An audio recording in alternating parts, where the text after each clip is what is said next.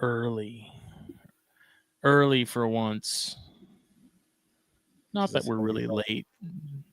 Usually on Mondays, though. So Philip likes to he'll run behind every now and then. So, you know, we get some people that give us some static for starting 3 minutes late, 2 minutes late, whatever. But I can proudly say this time that is not happening. We're here. It ain't even 8 yet. So I feel accomplished. I feel like our dads raised us the same way, and if you're not 5 minutes early, if you're on time, you're late. If you're earlier on time, that's right. Damn Skippy, without a doubt. That's my credo. Yeah, it's funny. Like my dad raised me like that, and then he changed jobs to where he wasn't like superintendent anymore, but he was kind of just in charge of himself with his new position. And we started getting lunch, and he kept showing up late to lunch, and I was like, bro, this is not how this goes.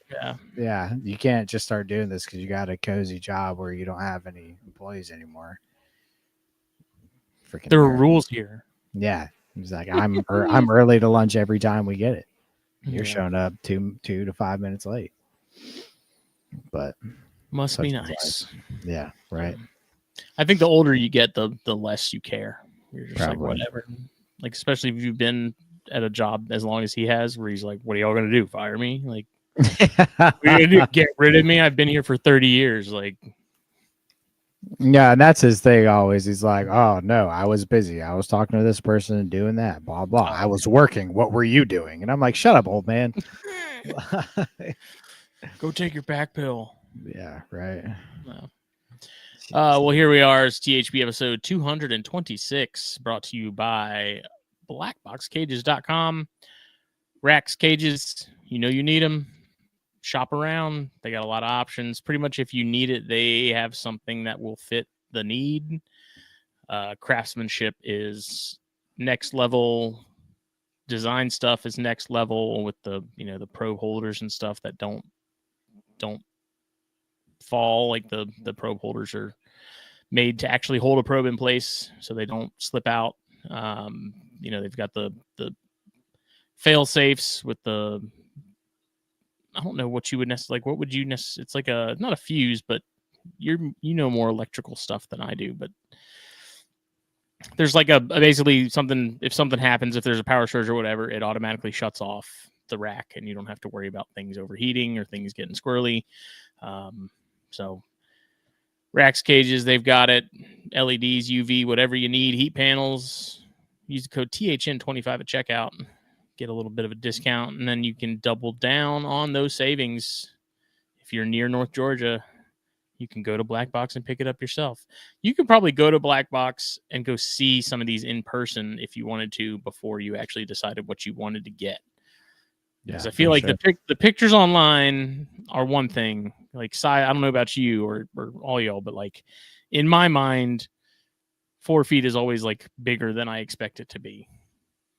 So like when I'm thinking about it, I'm like, okay, yeah, that'll be right. So I can get that to fit in, right here, and then I get it, and I'm like, oh, this is actually a lot more than I expected it to be, which isn't a bad thing, but yeah, I'm severely anal about that because I always play the whole Tetris thing. So like I'll go as far as like spacing out the corners of the cages and stuff, so I know exactly where everything's gonna fit, like putting little markers down on the floor and stuff. So but yeah, it's a 4x2 cage is a lot bigger than you realize.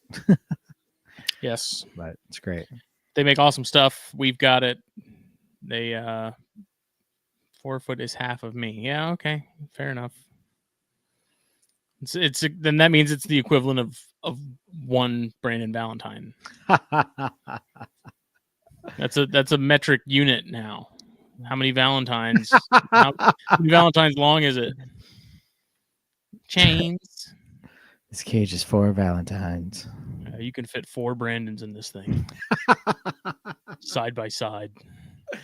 It's practically an apartment. That's hilarious. Said, I don't know. I don't know. For Valentine's, I think would be like more like a bedroom.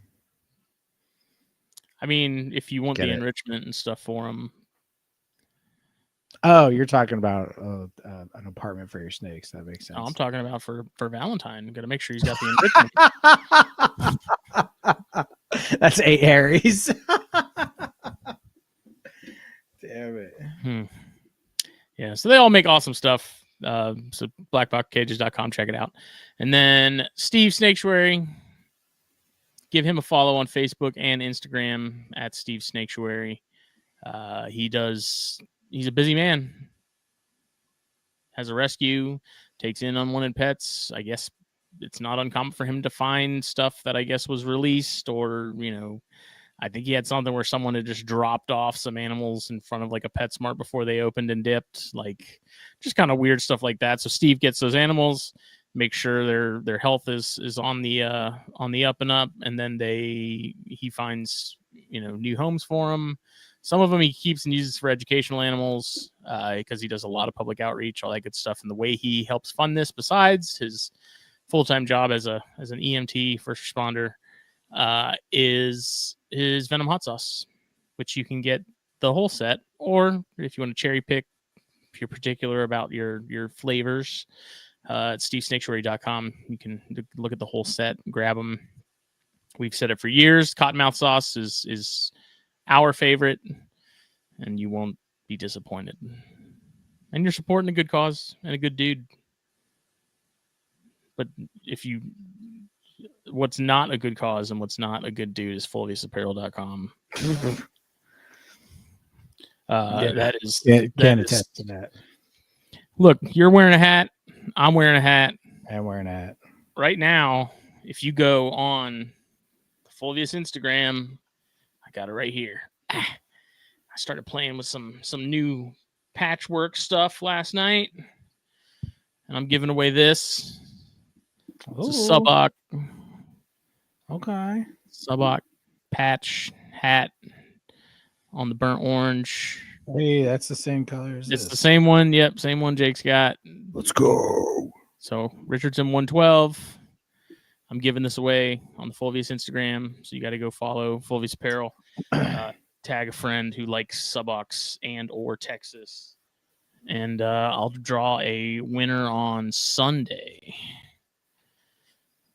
But you can use the code THN at checkout anytime and get 15% off your order. That is the exclusive promo code for THN listeners and viewers like you. Got some new shirts that just dropped, some other odds and ends. Obviously, I got to get some brainstorming done for what hats I want to release with this new patch, new way I'm doing patches. And I don't know when that's going to happen. My weekend's already kind of stacked, so we'll see what happens. But what's new in Jake's world? Oh, man. I realized when I was making the graphic that last THP was you and Jack with Zach. Oh, wow, it was. I wasn't even in on that one. So it's been like a hot minute since I've been. Yeah. Yeah, it's been a hot minute since we did THP at all. Wow. Since then, a whole lot, I think.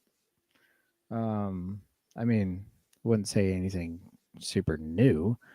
But all the babies are out and feeding. I got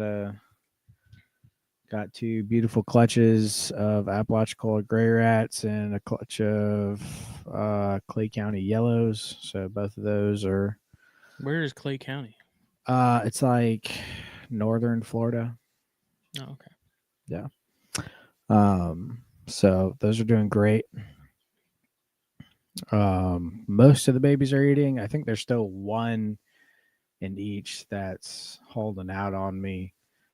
But I gotta say, the way I'm doing babies this year, far superior than it was last year. Which is what? So last year, what I did was I had every baby in its own tub. And I had tubs everywhere. This year, I actually grouped all the babies and all the males from one clutcher and another, all the females, and vice versa for each clutch. And I actually just cup feed them now. So I'll take the one tub, I'll put all the babies into cups and, give them all pinkies, and the bulk of them start eating that way.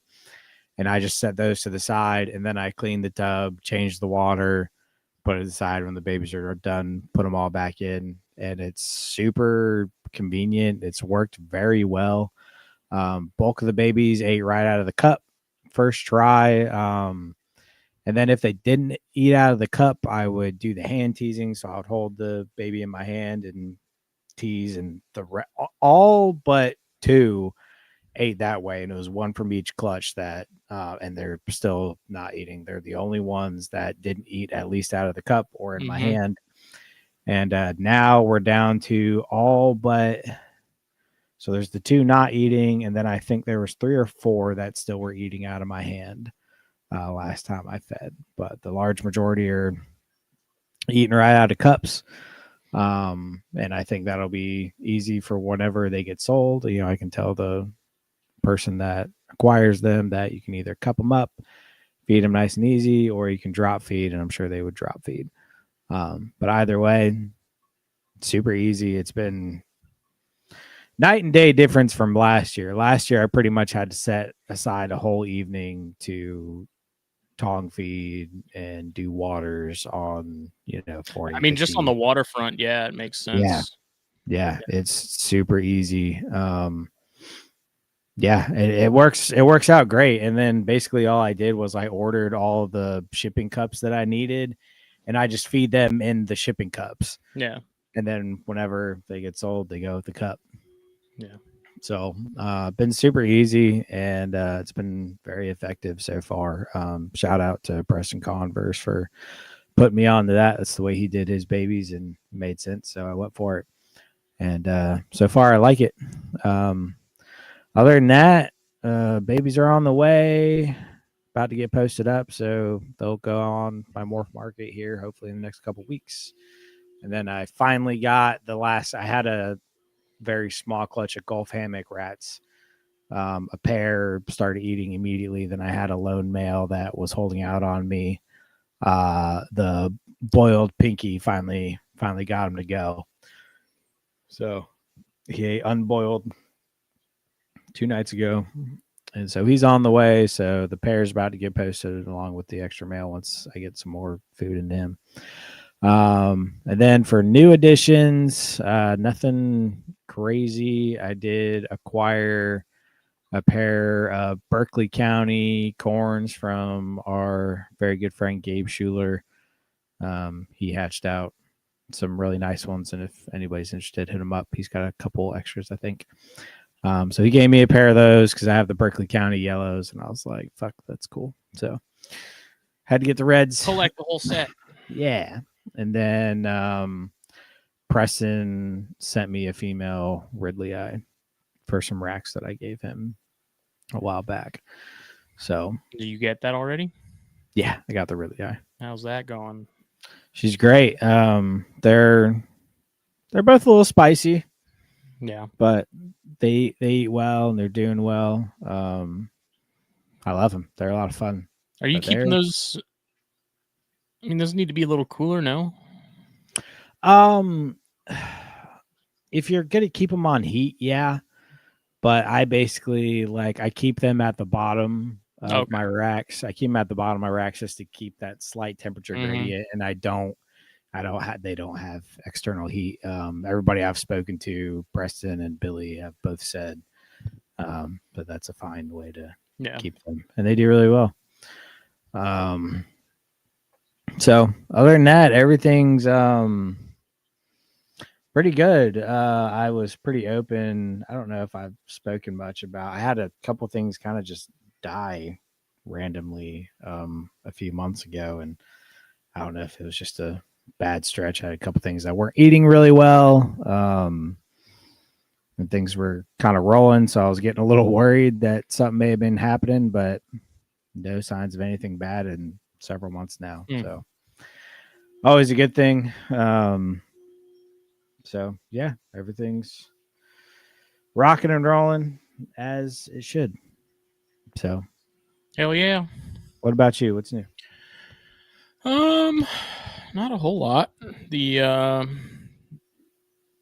I'm going up actually to North Georgia Saturday. Actually, not far from where BlackBox is in Buford and stuff, or Bufford. Honestly, I still don't know how to pronounce it. Going up there Saturday because I'm meeting up with a guy. He had a pair of adult Conicus on Morph Market probably 2 or 3 weeks ago. Ad said no trades. I found him on Instagram and messaged him and said, "Hey, I'm interested in that pair. I have a female rhino that if I know it said no trades, but I'm going to go ahead and shoot the shot because you miss 100% of them that you don't take." And I said, if you're interested in trading straight up, I'm gonna be up that way anyways because I got to go see Chaz because I'm taking my female Jansenite to him, which he just got another clutch of Jansenite from a separate pairing. So hell yeah. Hopefully he can make something happen with that girl, and then I'm supposed to be getting some Chapala garters from him, which I think will be cool. Hopefully take care of some of these guppies because I've got so many of them now. It's ridiculous. They're producing well for you, dude. It's crazy. For a while there, I was like, man, I kept a couple fry from one. I kept getting females early on, and they kept rolling. And I was like, I don't know what the deal is. And I was like, these things aren't going to take off. If they all die, I'm just going to switch to another dart frog tank or something. But the next little batch of fry grew up, and dude, now I've got like probably 40 of those things in there, with more on the way. It's crazy. Are you keeping the fry in the tank with them, or do you have like that little isolation it's a free for all? But they've got that sweet potato growing in there, and there's like a giant just gangly of roots, and so I think a lot of the fry hang out in there. There's a lot of places for them to hide out and stuff. So yeah, that sweet potato plant has worked really well. Nice. And it's loving life in that thing. That tank has never been cleaner. Also, like I had a horrible algae problem for a while. I've had that potato plant growing or potato growing, and I haven't had any issues with any of that. It's weird. But yeah, so going up to Chaz's, I'm gonna stay there overnight, drive back Sunday morning. So I'm gonna have another pair of Conicus, which I think is gonna put me at like, I was about to say 4.3. Nice. Something like that. 4.3, 5.4. I don't remember. Doesn't matter. They're awesome. So hell yeah. Did you produce anything this year? I did not. Nothing? I didn't. So I had a small corn clutch from that trio of Ladies Islands that I caught earlier in the year. Almost all of those eggs were no good, and there was 3 remaining out of 9. And over a couple weeks, those other 3 just crashed and just didn't come to fruition. So nothing happened there. And then I put rhinos together, and I know we've talked about it in previous episodes, but rhinos were a no-go just because I don't think I got them cool enough, because I had the heater running in the room over winter last year, which I think kind of killed my drop that I usually get. So this year I'm going to change it up. Deciding if I even want to run the heater in the room this time or not, and just let the tarantulas and stuff also get cooler and see what happens. But we'll see. We'll get into more of that here shortly. But all the stuff from Daytona is doing really well. Those house snakes are freaking monsters with food, man. Oh yeah. Like, you know how king snakes, they get excited and they'll just take something and completely like wrap it, like beehive it. Yeah. These little bastards come out of the freaking hide box, because I use like toothpaste boxes are my favorite hides for snakes ever. It's like the best hide box ever. They will like come shooting out of those things and grab that mouse, dude, and just freaking wrap it. And it's wild how hardcore those things are with food, especially when they're small and they're like extra ornery about it. It's cool. These things are fun. Fuck yeah.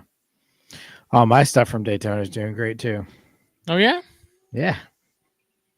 Why is that? Because I got nothing. Yeah. Truthfully, how difficult was it to leave Daytona empty-handed? Not as difficult as you would think. Because I don't think anybody really took me seriously. I was dead set on I'm not bringing home anything. The hardest thing was I almost caved on a garg because I really wanted a gargoyle. And I'm still thinking about it. But it really wasn't that hard because I was very certain that I just didn't want anything. And frankly, it was actually kind of nice because this was the 1 year that I didn't have to, go straight to Daytona because I was bringing snakes for people. And then I didn't have to come back and set up a bunch of stuff because I wasn't prepared for how many animals that I was actually going to bring home and set stuff up in the quarantine as soon as I got home and stress about that for the next day and blah, blah, blah, blah, blah. It was kind of nice. Not gonna lie. Didn't have to worry about no setups, no rushing home, no nothing. Yeah. But I mean, obviously there was stuff there that was tempting. There always is. But yeah, it was pretty easy. There's no, no localities that really caught my eyes. Obviously the stuff Chris has it's incredible, but nothing that really tempted me that much. Yeah. So, but it was kind of good. It's one of those things that I'm this might have to be the way to go. I am just have a very specific list of things you're looking for. Yeah. I probably won't see these and I don't plan on getting anything, but if I did see them, yeah, I'll snag one. Have some money sort of on standby. Yeah. I mean, I did the thing the last several years of just walking in with a pocket full of cash and leaving with all kinds of stuff, not knowing what. From here on out, I think it's going to be much more strict and detail oriented, if anything, because I really am working towards a closed collection.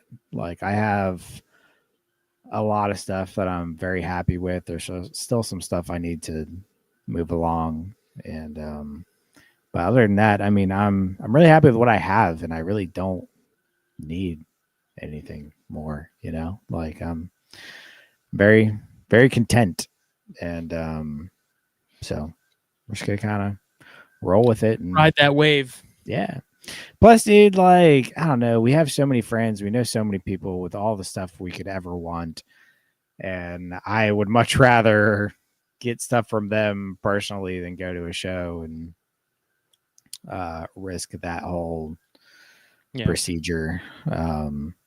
So if I'm being honest, I'm more tired of dealing with a quarantine area than anything.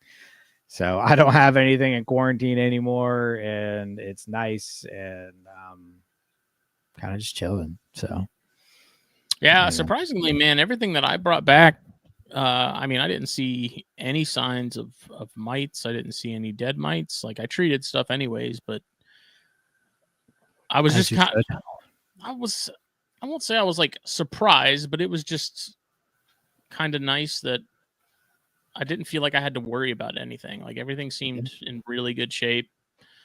Sometimes you'll get some stuff from shows and you're like, a couple eyebrows raised, but yeah, I don't know. And I half the people that I got stuff from, actually almost all the people I got stuff from, I didn't know, but I talked to them for a little bit. They seemed like good folks. All the animals they had for sale seemed healthy and stuff like that. And, so I got them, but even that really nice Conicus that's become kind of my favorite out of my group. That was a flipper table, but even that thing, man, no signs of anything. It just, mite wise. For me, it's not necessarily the people I buy from that I worry about. It's everybody else around, and that's where I get paranoid.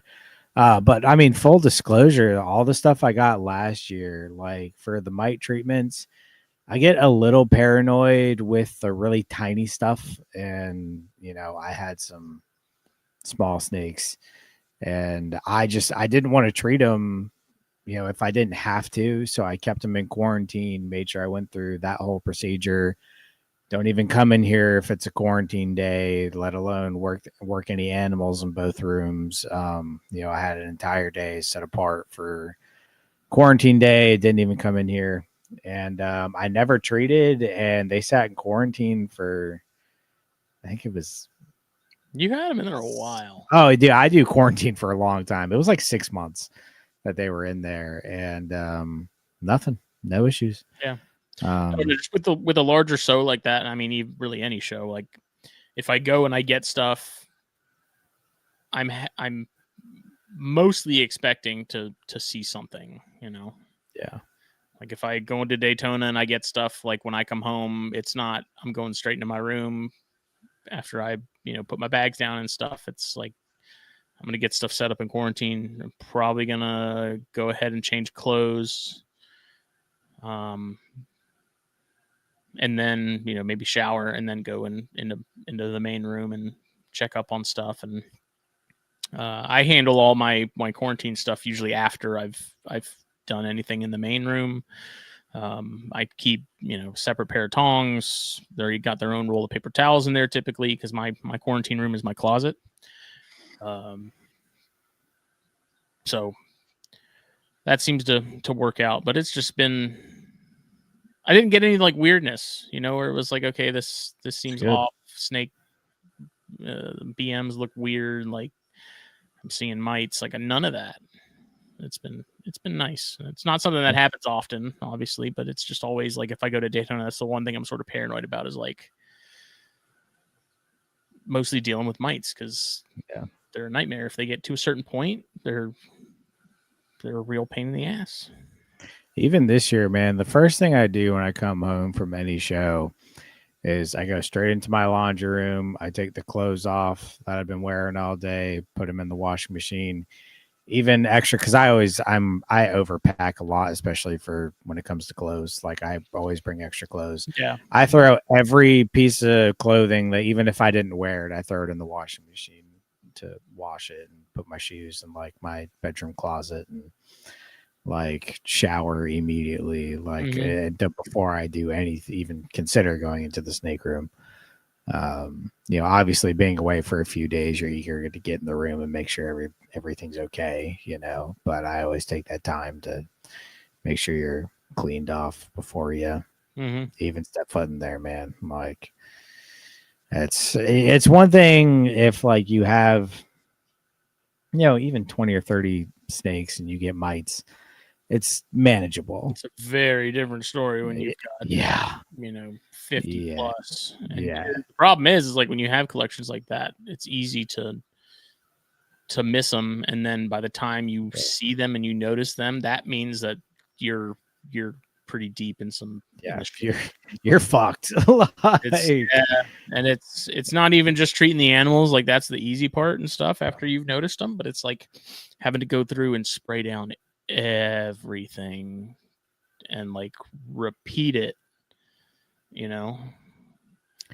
I don't know, the way I've done it in the past, it's been pretty because I'm spraying down racks, like I'm spraying down tubs, I'm spraying down shelves, like I'm treating the surfaces just as much as I'm treating the animals. See, I didn't do that. The last time I got it, I did the whole frontline thing, because the thing with frontline, I'm not saying everybody should do this. I'm telling you what I did, and it worked for me. If you want to take it a step further, you probably should. But I did the treatment directly on the animal, and all I really did was change the bedding to get out any excess. I changed the bedding, cleaned the tub, treated the animal, and it was pretty much a one shot, one kill. Dude, I'm usually even spraying. I haven't had him since. Yeah. Yeah, it's I'm spraying, dude. Yeah, it's a scary thing. That's why, like, that's the other thing, dude. Like, anytime I bring new animals home, especially from a show, I'm like, oh, be careful, be careful, be careful, be careful. You know, like it's just mites Yeah. are my nightmare, dude. And it's not. I don't like. It's not something that I'm like uber paranoid about. Like I am. DHEC levels of like containment or CDC levels of containment for stuff. Like That's why I've started doing the 6-month quarantine, dude. Like mindful of what's going on. You know. no, there is Try to pay attention to potential being a vector for things. And for the record, I talk about this. This was like 5 years ago. The last time it happened, I was at my parents' house and I couldn't quarantine well or correctly at the time, and I had a breakout and blah blah blah blah blah. Shit happens. But no, dude, it's I've had mites too many times now to. I mean, you really only have to have a really bad case of them once to never want to have to deal with it again. Yeah, it's also scary, man. Like it's scary, you know, because it's one of those things. I've seen it firsthand where it's like one day, yeah, you see them kind of soaking, then the next day you see them crawling out of their fucking eyeballs, and it's like, oh my god, like. It's worse when you see that little speck of dirt like in a water bowl and you're like, is that a mite? Oh god, dude. And you take it out and you're like trying to look at it. For me, it's whenever I see a snake soaking, I'm like, no. See, I don't know. I'm so used to that with the rhinos and the bears. Yeah. I'm like, okay, there's like the first time I had, because bears spend a fair amount of time in their water bowl. Yeah. I don't know why. I couldn't tell you why, but I remember after I had gotten a handful of bears, I started to notice I'd have a couple individuals that like to spend more time in their water bowl than the other. And I'm like, what the fuck is that? What are you doing? Right. Like, why are you in there? Taking it out immediately, like looking in the bottom of the bowl, like seeing if there's any dead ones, like checking the snake high and low. And after like 3 times of doing that, like getting psyched out, I'm like, okay, you guys just like to do this. Like that's, you don't have mites. You just like to hang out in your water bowl. Like, you know, the desert Texas snakes that you are. Like, it makes complete sense that you. Yeah. I think that's probably why, though. They're desert Texas snakes, and in their brains, they're like, this water might go away forever. I don't know. You know, I mean, it's the same thing with rosy boas. That's why you literally can't give rosy boas water 24/7 because they'll drink so much because they're not biologically inclined to have water all the time. So they just drink and drink and drink and drink and drink because it's there, and they make themselves sick. It's weird. But yeah, no, I've got my male black rat has been soaking a lot recently. And when he first started doing it, I was like, I haven't even gotten anything new. What the fuck? You know, and I never found anything. He's been fine and he just keeps doing it. And I'm like, okay, I guess you just want to do it. Such is life. And then you just got those couple animals always that are just chronic offenders. Where you're just like, you're just that snake that just likes to bathe. And that's fine. It's like, well, that one's he's not there's nothing wrong with him. He's just dumb. Whenever that happens, I'm like, well, he gets less water in his dish now because they swamp it every single day. I mean, dude, there's I've got some of the rhinos and some of the bears too. Like they'll spend so much time in their water bowl and I've never had any issues with like water blisters or anything, fortunately, which is surprising considering how much time some of them will spend in those water bowls. I'll dump it and I won't refill it for a day or so. Like I'll let it completely dry out. Like they don't get to hang out in the water bowl. There is no water in the water bowl. It's like you need to take some time to dry off a little bit, buddy. And then, you know, I'll come back and refill it. And sometimes they'll end up back in it. Sometimes they're like, okay, that's all I needed. So, one thing I did change recently, though, changing subjects, the pine / aspen discussion has been here for a very long time now, you know, pretty much ever since we got to know Chris Montross and he put us on to pine. I used there was like, from Tractor Supply, there's like the thick cut, and apparently at some places there's like a medium cut, then there's a fine cut. Our Tractor Supply has never had that medium. No, they've always had just fine or the flake. Yeah, and the flake. So I never really had a problem with the fine, but it was too fine, Sometimes and it's never the same. Like yeah, it there's was a not a lot little of consistency. dusty. It was a little dusty. Didn't really like it, so I went back to Aspen. Well, talking to our good friend Jack Oliver, he's like, dude, I use the flake and I love it. And I was like, really? It just seems too big. He's like, nah, dude. I feel I, like it all just I, falls through it. Like nothing. It doesn't actually absorb anything. It all just kind of goes to the well, bottom. well, he was saying that he uses it on all of his colubrids, you know, big or small, babies, adults, no issues. And I was like, okay, I'll give it a try. I tried it. I love it. I really like it. I thought the same thing. I was like, it's not going to be absorbent. It's just going to fall through. It's not the case. Like you do a nice layer of it. It's, you know, with the small stuff, the pieces are so big, all the poop just like sits on a piece. You Like know what I leaves. mean? Yeah. Yeah, you know. And then with the larger stuff, it's you can do a big, thick enough layer to where it absorbs fine. It doesn't mold like Aspen does, for the ones that swamp See, their I've never, enclosures. I don't get mold with my Aspen. I don't I don't either, think I ever but have. I get this, like if anything gets wet, I get this brown looking Aspen. I don't know if that's Well, mold. no, that's not true. Yeah, it's not like mold in the like traditional sense. It's like black. Right. You get this weird. Right. It gets like it's mold, but it's not like Yeah. And gloomy that's, mold. yeah, it's not nasty mold. It's just not ideal. But I've switched to this thick cut stuff, and I like it a lot. It works well with smell. It absorbs really nice. The black rat that I have that swamps his enclosure, I've never had water sitting in the bottom of it when he does it. Granted, I make sure I clean it, but it absorbs really well. Yeah. And I also like it because there's no chance of them swallowing a piece. Mm-hmm. That's always my thing. Like I know it's all been kind of debunked of like, oh, snakes aren't going to get impacted if they eat a little bit of the aspen. Like it's going to happen, and it's really not that big of a deal.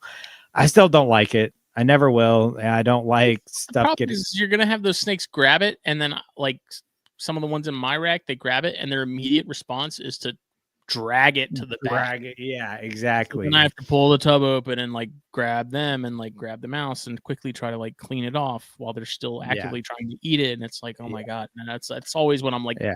I hate this shit. Like, And I don't have that problem with the flakes. yeah, At all. It's great. I actually really, really like it.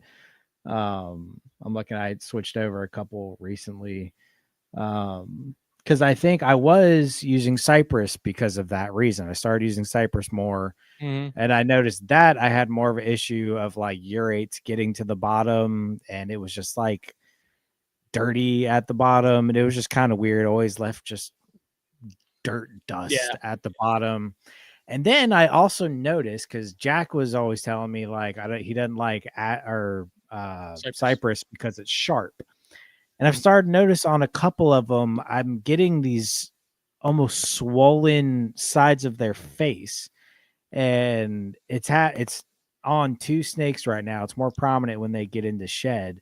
But I think it's because I had them on Cypress for so long. And I wonder if it was cutting pieces of their mouth. either that or like if they're just really digging around in it and stuff. If it's That's what I mean. If it's not messing with them it's somehow. just getting wedged in between scales and things, who knows? Yeah. So I don't know. I think this flake pine is going to be my new go-to for colubrids. As stupid as it is, I just hate the look of it. That doesn't bother me. I don't like the big curly pieces of aspen. And it's not curly.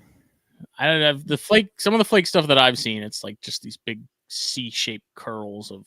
No, not mine are like, they're big, but they're flat. You know what I mean? Like it packs down nicely. I really like it. You should come over and see it in the tub. Yeah, I like it. Granted, for some of the smaller stuff, it doesn't hold a burrow very well. Yeah. You know, it doesn't really hold a tunnel like, you know, some of the hogs like, but I don't know. It's great. I'm still trying to figure out what sub I want to sort of stick to with the Conicus. Yeah. That's been a frustrating one. Like I like sand, but sand is heavy and the snakes get dusty. I use that Zoom Ed, like the shredded aspen, like the really fine stuff. I absolutely love that for the Sambos and then being able to like dig and like tunnel in it. But when it came to food time, if a food item is even like a little wet, that stuff sticks to it like freaking glitter, man. I would say try Sandy chips, but Sandy chips are the same way. Yeah, there's no perfect solution. So right now I'm just using regular aspen, and that does the job. I don't know. I really like the finer shredded aspen for them, but I won't use it because it's just a pain. Yeah, if it gets on food, and they're so shy already that it's like. I think they would like the Sandy chips a lot, personally. Like, I like Sandy chips. I always liked using it. It's just like that was my only thing with Sandy chips is like if that rodent was even remotely damp, that stuff was sticking to it, and that stuff is easy to swallow. Yeah.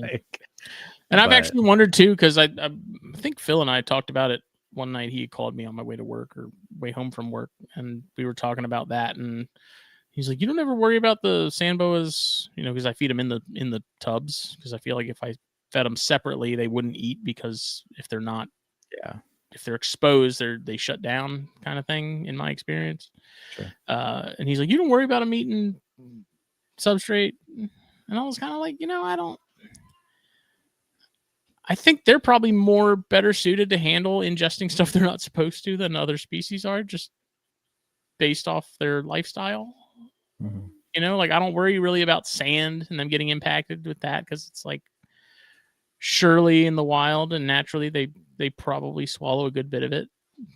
Like in the wild, snakes are going to be swallowing substrate. Like I agree that sort of the impaction concern is sort of overblown.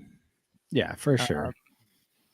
It's like with Sambos in particular, it's like I kind of trust that they can handle eating a little substrate better than most. And snakes do also have the ability to spit stuff out. A lot of time when there's aspen on the rodent, I'm not going to say all the time, but a lot of times it doesn't stay on the rodent. It gets in their mouths, and they do have the ability to get that out, like in more ways than one. They can get it out of their mouths, and it doesn't end up being a super issue. And that's why, like, I really don't worry about it, but I do try to prevent it. And that's why I also, like, I'm really weird about feeding wet rodents.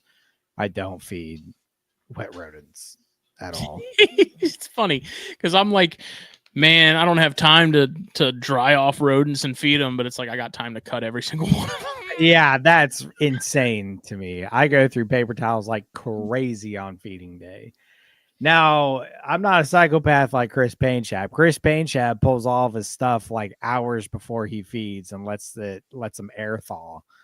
And I'm like, no, I do not have that patience. I see that. Just my problem with that is like everything in the room would get so amped. Like when you're ready for hours, ready to feed stuff, everything is just at the door ready to go, and it's like, Jesus, I can't. Yeah, it's not like you can just leave them in your kitchen ready to go. Like, no, those rhinos, man, the food's in the room. That's a different animal. Their little demon side comes out. It's they take food seriously. One thing, talking about on the food topic now, changing subjects again, I need to talk to somebody that deals with true red tails more, because I have these island locality boas, and yeah, dude, they're awesome. But everything I've been told is you don't feed them a lot and you feed them small. You can't feed them big items and you can't feed them super often. So I've been feeding them small adult mice because that's an adequate item, doesn't really leave any bulge in them, and I feed them every other week. Well, my male, I fed them. What's today? When did I feed them? Today's Thursday. I fed them 5 days ago. And literally 2 days ago, I'm walking by. All of a sudden, my male is, at the tub, and I'm like, dude, like, I just fed you, like, and he's already smacking the tub like he's hungry again. And I'm like, I did, like, so now I'm at a point to where I'm like, do I up the item? Like, do I feed them something bigger? But I'm so scared to like feed them something bigger, and because I've heard too, once they start regurging, it's hard to get them back.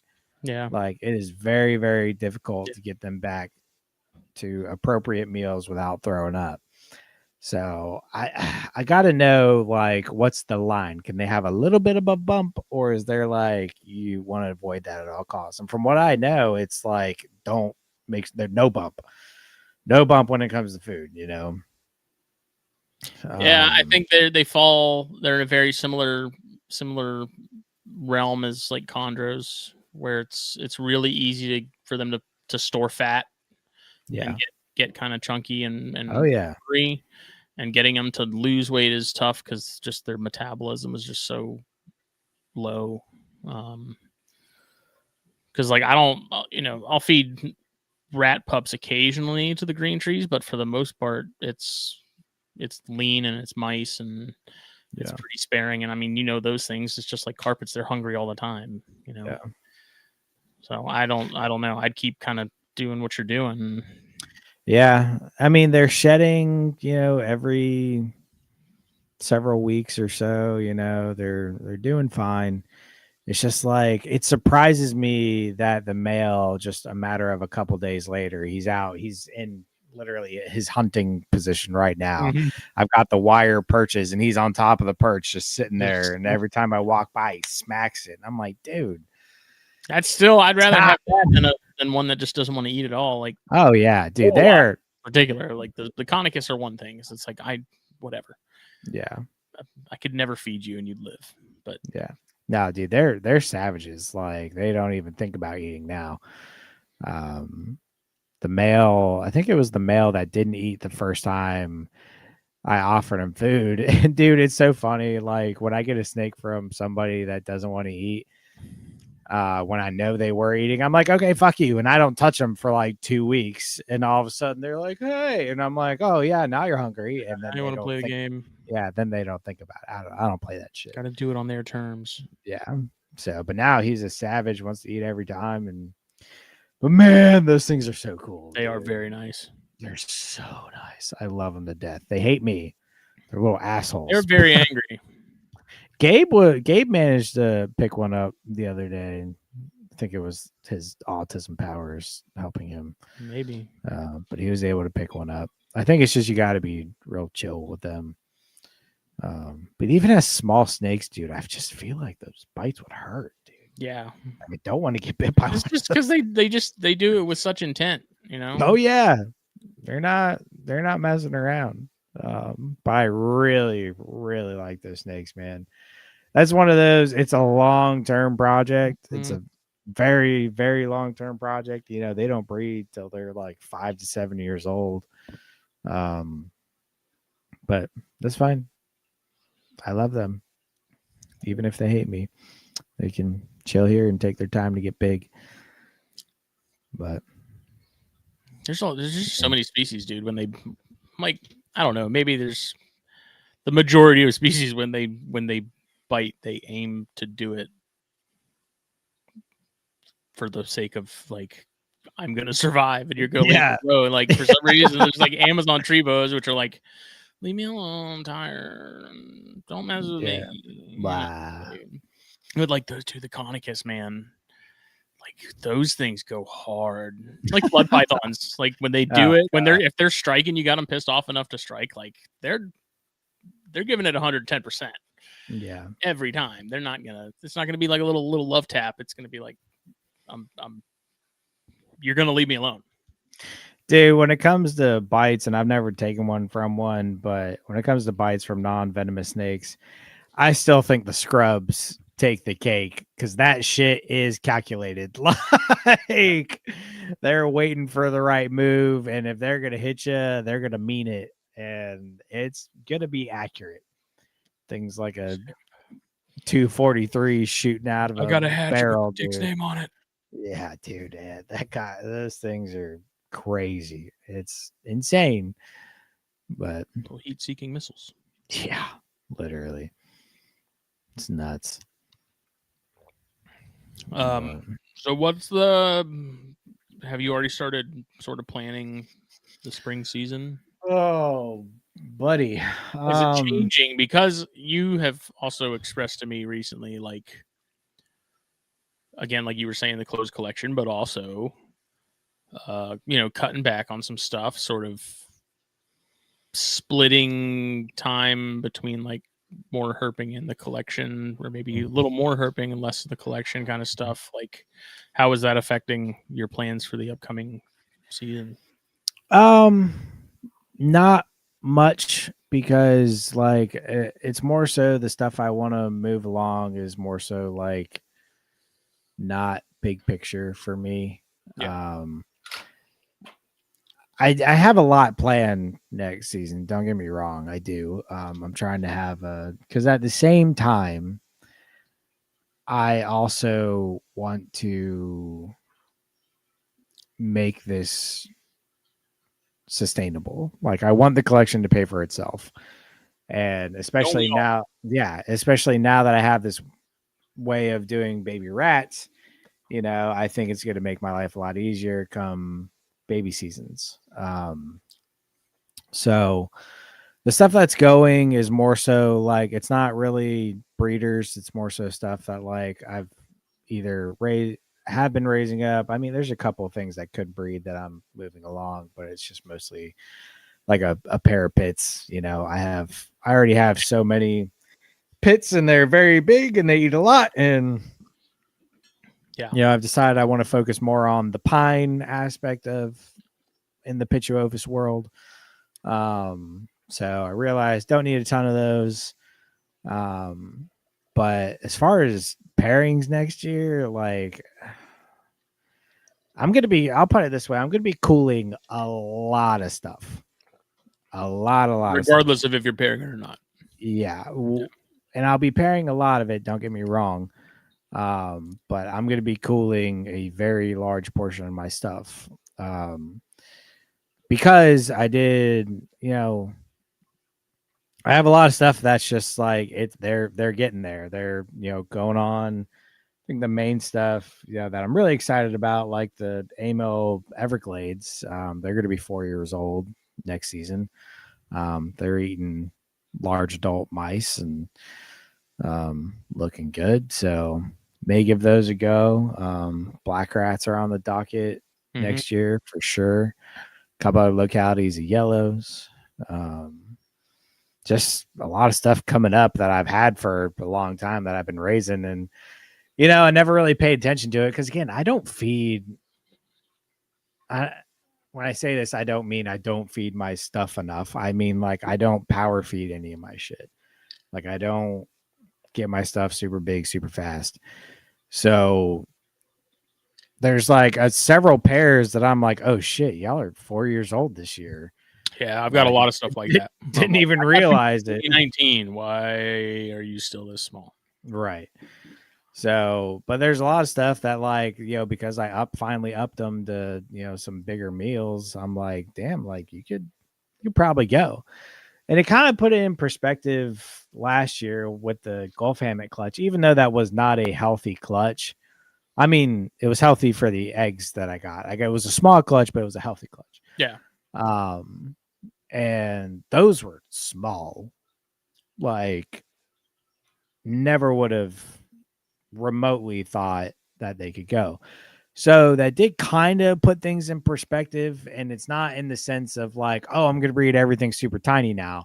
I don't want to do that. I don't want to breed stuff super young. I don't want to breed stuff super small. But at 4 or 5 years old, just because they're not huge, I know a 3-year-old at this size can do it. Yeah, so I know a 5 smaller results from small rats. Yeah. But it's also, I don't want to put that across because it's more so like, I hate to put age rather than size. Yes, absolutely. And that's why it's like, think of it like humans. We hit maturity at 14, 15 years old. But if somebody has a child at 14, 15 years old, it's going to fuck them up. Like it's not going to be good because you're not fully Medically, developed. it's not Yes, it's just not. because it could happen doesn't mean that It's healthy. it's healthy.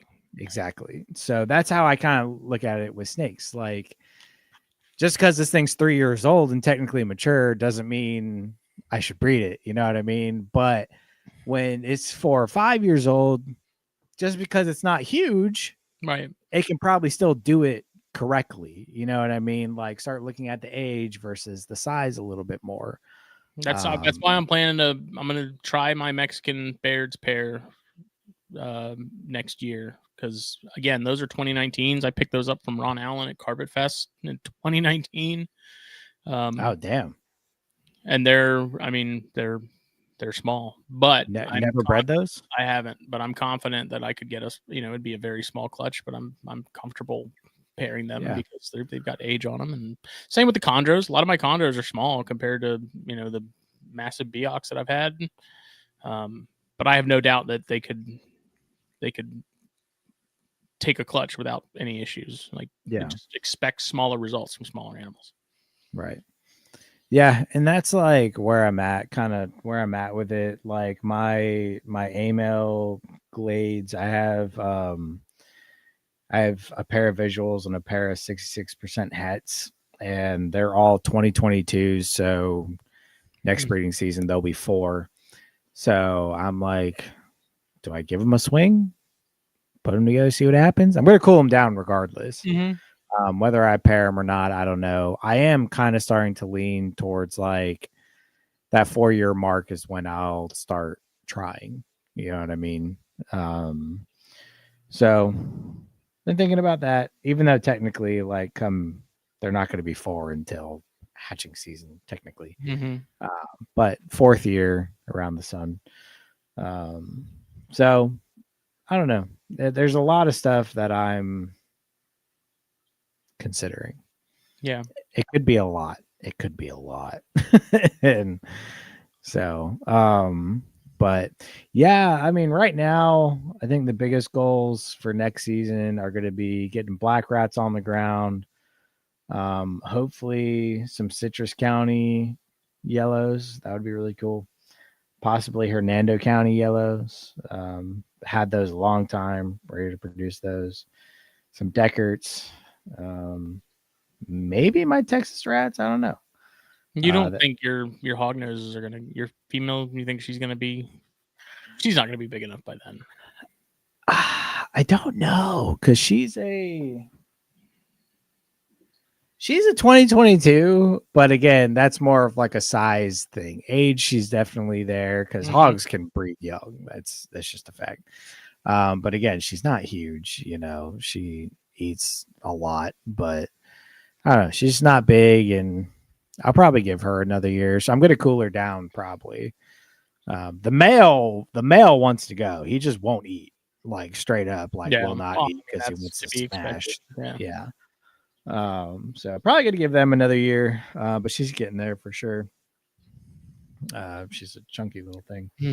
Then the other things will be, the Appalachian Colors are getting the year off for sure. Santa Rosa's will be back on the docket.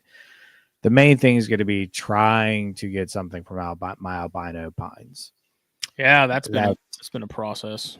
Yeah, and I really need to start hitting the female harder because, man, it's when a pine loses a lot of weight from a shitty egg laying process. I've noticed it's hard to get weight back on. Like which is surprising. Yeah, it's been a process. I'm giving her medium rats at this point, and I'm trying not to overload her and feed her too much, but at the same time, I'm trying to beef her up for next season. That's what you could do to help that. I'm not cutting the rats. Come on, man. No, it's dumb. I'm not doing it. It's not dumb. It is dumb. Real. I'm not saying it's not real, but it's real dumb.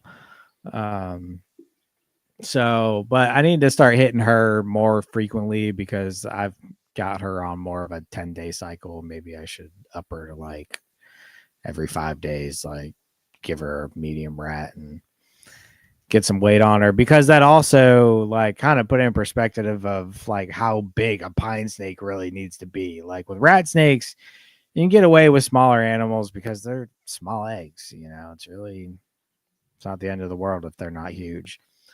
Pine snakes, massive eggs. There's some big eggs.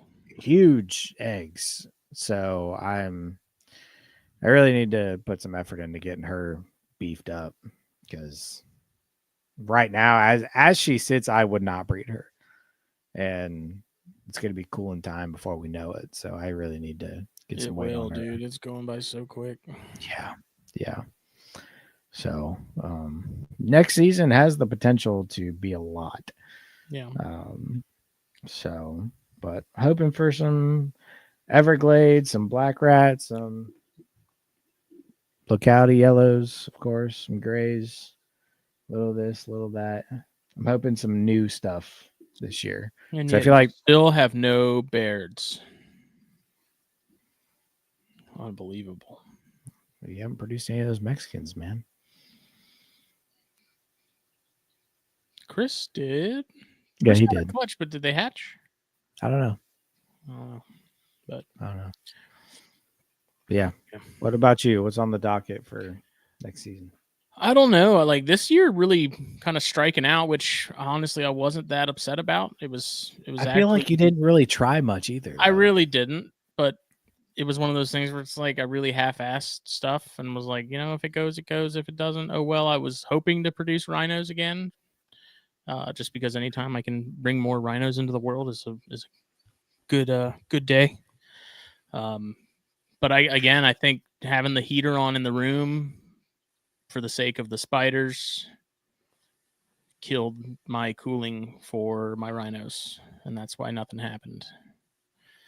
Because even when I noticed the males, like when I introduced females, like their interest was kind of came and went fairly quickly. It seemed like, I noticed the males chasing the females sort of for, a week or so. And then after that, it seems like things just kind of tapered off and they just kind of went back to being roommates. It was kind of that like initial, like, ooh, yeah, just like knee jerk kind of, yeah. Hey, there's a female. Let's go. Yeah. So, and then when she wasn't receptive, he was like, me. Yeah. So this year, I'm definitely gonna separate. I'm gonna pull all the rhinos that I'm planning on pairing. I'm not gonna put them in the garage or anything. They're just gonna go in the closet. Where like that gets plenty cool enough to where I'm confident that can get me the results. And same with the Mexican Bairds. And I don't want to talk about breeding the Conicus like before I actually have them. I need to talk to Robbins more about sort of when during the year he tends to put his together. But I'm going to get that adult pair this weekend. Assuming nothing goes wrong. It's who knows? Stuff happens. Things fall through. Who knows? But I'm also kind of hesitant to breed the Conicus because I noticed they, of course, sort of ironically, they don't sell unless you're someone like me that really wants a lot of them. There's been some that have been on Morph Market for probably a year. Which honestly kind of surprises me, dude. Like, they're really pretty snakes. Like, I know Rob's had a bunch that he's had posted for a while, and he's kind of mentioned to me when we were talking at Daytona that they're just kind of a harder sell, which I get compared to Kenyans that have, the neon colors and all the stuff. That's kind of what the interest is in the general populace is just the bright colored stuff and the spotted stuff and the striped stuff and all that. And Conicus are they have spotteds and they have stripes, but they're not like the Kenyans.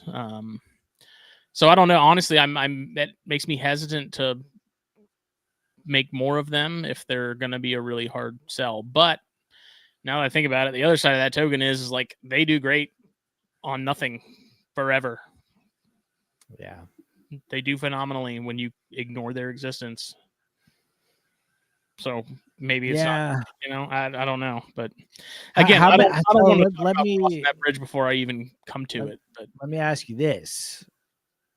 How big are the litters? Are we looking at massive. 3 to 5 or are we looking at 10 to 20? I feel like if you get a litter of 10, that's a lot. Yeah. So I feel like Let me look. I don't remember. hate to be that guy, but you gotta look at the risk reward. Like the risk is you're stuck with, we'll say 5 babies, 5, 6 babies. Not a lot of risk, not huge clutches. If it was 30 or 40 babies, I'd be like, 4 to 12. Okay, so you're looking at 6, maybe 7 on average. So I think that's a pretty low risk, but you also get the reward of, because I'm sorry, breeding stuff will change your mind on if you want to work with something long term, especially in higher numbers.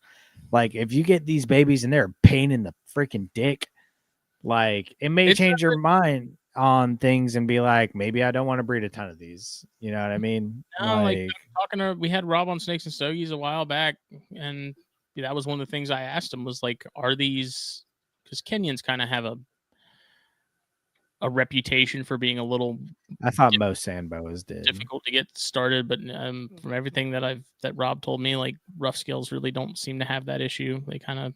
They're pretty easy to get going right out the gate. So That's I don't good. know.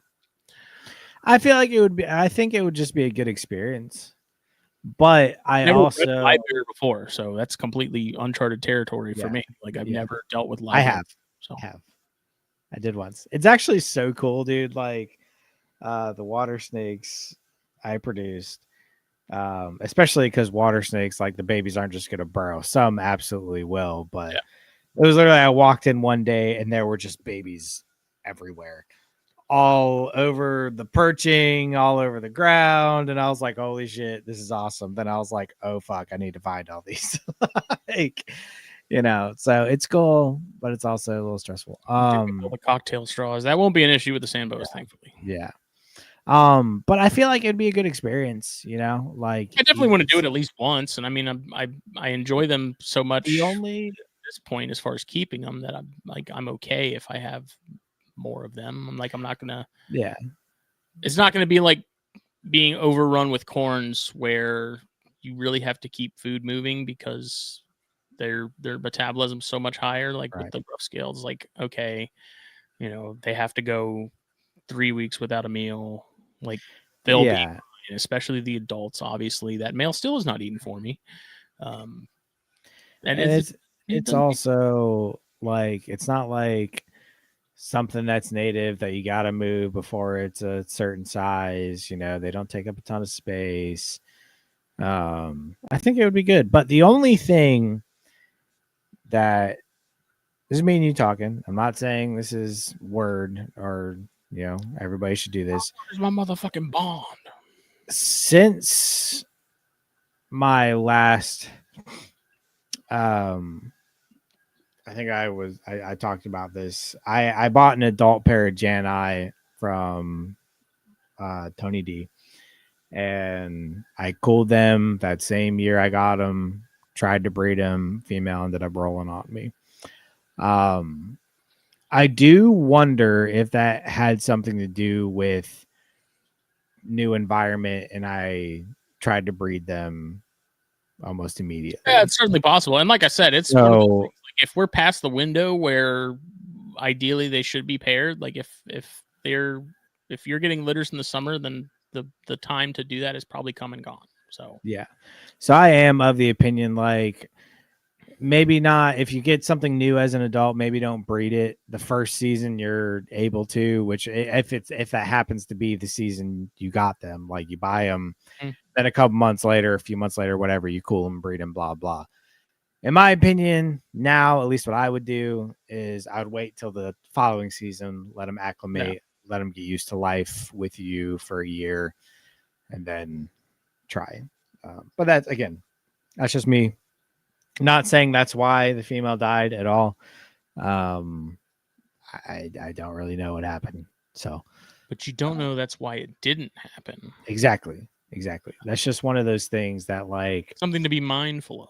it's also why I don't feed things immediately when I buy them. I usually give them a week because I don't want to stress them out. And Hell no, son. I got everything back from Daytona. It was like next day. I'm like, all right, who's hungry? and that's fine. I'm just saying it's something that I do. Like this Ridley eye I got from Preston. I fed her this. She was the fastest I've ever fed anything new. I fed her like 3 or 4 days after I got her or something. So, but Ridley I have pretty high metabolisms. Well, part of that is, well, I don't know, because I was gonna say part of that is like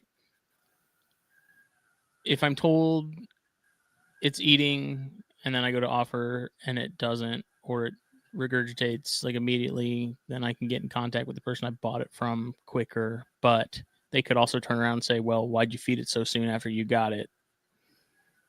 And then it's a like, who's at fault kind of thing. But I mean, it happened with the boas when I got them from Montrose. I fed them just a few days after because Montrose was like, hey, they're due for a feeding. You know, don't wait super long to feed them. So I waited a couple days. The female ate very hesitantly, and then the male didn't eat. So now I'm like, fuck, like, God damn it, what am I doing wrong? Montrose got me. Turns out he was in shed. I gave him an extra week to shed, and then he was hungry and he ate. You know what I mean? So I'm also weird, and I don't like wasting rodents at all. I'm not going to say that's weird. Nobody likes wasting rodents. So I prefer to wait till I'm pretty sure something's going to eat so I don't have to throw it out. Because I'm also one of those people that, like, if something, it's one thing if an animal shows no interest, doesn't grab it, and I'm not teasing it a whole bunch, whatever, then I'll feed that thing to something else. But if something strikes a rodent and hits it or whatever, I don't feed it to something else. I throw it outside for a raccoon to enjoy. Have its way with. Yeah. I'm real weird about that whole thing. I probably shouldn't be, but I am. So I don't know. If I have so like I'll if I offer something and you know something takes a swing at it but doesn't like grab it or anything like that, I'm like, whatever. I know if you don't want it, I know someone who will. You ungrateful bitch. Yeah. Yeah. You don't want no, it's more so like, you know, like my male hog. I always pull out a hopper now that the female's on hoppers. I pull out a hopper for the female and I pull out a fuzzy for the male because I know the female will eat anything I give her. So if I offer the fuzzy to the male and he don't want it, I'll give the fuzzy to the female along with the hopper, and she's fat and happy. Yeah, when I had that little male Western hog, I wouldn't thaw out two things, but I'd thaw out a hopper first and offer it to him. And if he grabbed it and ate it, great. But if I put it in front of him and he shows zero interest, I'm like, cool, on to the next. So, right. Yeah, and it's stuff like that. Like they're not going to take swings with their mouth open and stuff. And I don't know. If something gets saliva on it, I'm immediately like, nope. Or if I poke them with it, like, and try and get a feeding response out of them, nope. Won't feed it something else. Like, I don't know. I'm paranoid. Yeah, I get it. But I get it. Yeah. Yeah, it was a bummer not producing rhinos, but again, the whole thing was it was nice to not really have to have a lot more mouths to feed and take a year off, really. You know, whether it was intentional or half intentional, it was a nice little break. I feel like the last couple of years I've gone pretty hard in the paint on corns and stuff. So, yeah. And I'll probably do the Ladies Islands again next year. I gotta say that's probably one of the pairings I'm most excited about. My Ladies Island should be good to go. And morbidly obese corn that I have, I'm fairly certain it's a male. It'll be interesting to see how that even pans out because homeboy's. I'm gonna start calling him Big Pun because he's huge. Big X the plug. Yeah. I'm super excited to pair bicorns, man. I really lucked out with the female I have from you. She was in shed, I'm pretty sure, last time you were here, and I tried to show you. Yeah. But I showed her to Gabe and Jack when they were here for Daytona, and Gabe just like immediately was like, "What the fuck?" See, and Like, that's another one, dude. Like when I don't pair them, people message me and they're like, "Hey, are you pairing Ladies Island corns?" And I'm like, "No." And then when I have, 2 clutches of them, and I hit up people and I'm like, "Hey, I got Ladies Island corns." They're like, "Oh, that's cool." It's like, fuck. God damn it. I don't know, man. I don't base my stuff off of what anybody else wants. Like, if it's ready to breed and I want to breed it, I'm going to breed it. If you want it, cool. If you don't, It's the same with Bairds, fine. though. A lot of people message me about Bairds when I don't have them, and then when I do, it's like, Yeah. no one's asking about them then. No. Whatever. Can't think of it that way, Just breed what you want whenever you want to. I'm not breeding them because like I had Yeah. people for them, but it's like you guys wanted these a year ago, and now I have some. Like, are you still wanting some? Right. Whatever. Such is life. And then maybe, just maybe, this coming year, I'll have some spiders I can breed. Oh God. That's another one I want to try it at least once. The problem is everything I have right now is still is very small and a ways from being pairable. That'll be interesting. I'll set some aside for you, buddy. Yeah, no. So, like, I know with some, maybe this is not true. I don't know. Are there some species of spiders that will kill the mate? So from what I've gathered after doing arachnids for a handful of episodes now and talking to people, like it definitely seems to be like you run a little bit more of a risk from species to species. But it sounds like it's not like it's possible with pretty much any of them. Like it's not it can't you can't keep pairs together like you could Long snakes and stuff, right? Right. When I've seen videos of like Phil King, who's the co-host seat for that now, and Dritz, who we've had on twice, and he's kind of taken Phil under his wing and taught him a bunch of stuff. When they send me videos of stuff they're pairing, like they've got brushes there ready to separate in case things go south or go sideways. But there's some species where it's like the male getting dealt with is a much higher probability than others. Like the green bottle blues apparently are kind of notorious for have multiple males on hand because you're probably going to lose a few. Golly, dude, that's fucking brutal. But then stuff like I think like your brachypelma, so like your Mexican red knees and things like that, they don't seem to be as hardcore, but the lifespan on those, even on the males, is so much longer than so many other species. So I don't know. I mean, it's kind of sucks to be a male spider, period, because you have one job, and it's kind of a kamikaze mission. You get to that point to where you're ready to make more of yourself. It's like you're not coming back. You don't live long. Man. You don't live long, and your lifespan's probably going to be a lot shorter because of your girlfriend. It sucks being a male spider, dude. Story of our lives, baby. Come on. No. I don't know. Is it one of those things that like you watch them for a little bit, and if things go well, you leave them, or do you watch them till they do the deed and so try like and pull the mail? you can tell when he's done it, like when he's made it happen. And then just light a cigarette right afterwards. Yeah, baby.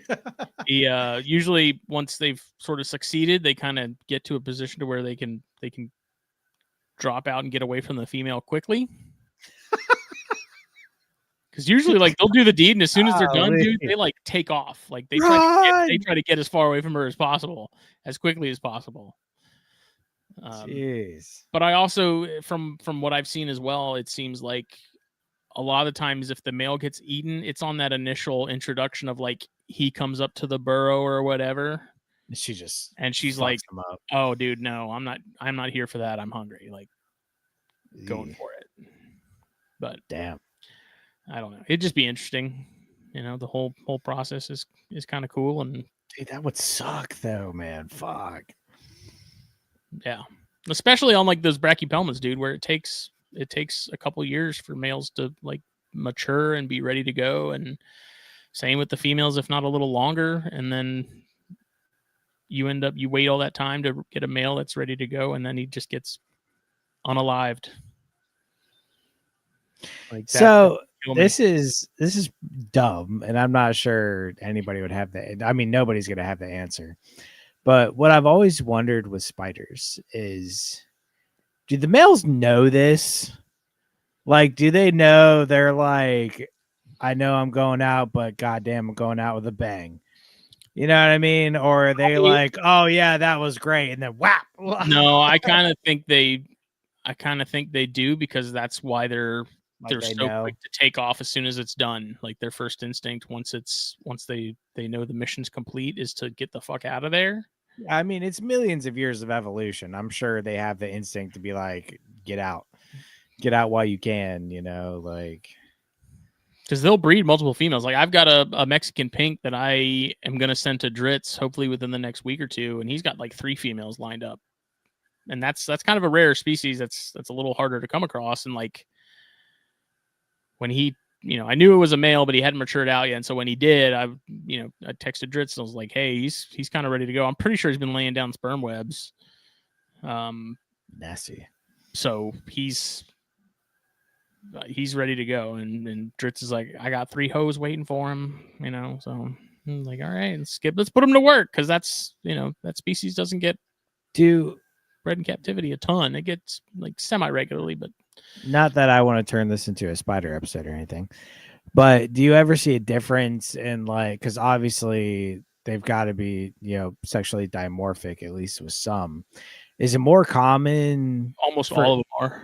Is it more common for that to happen when the size difference is a lot more drastic? Like if the male is super small and the female is super big, is it more common for that to just...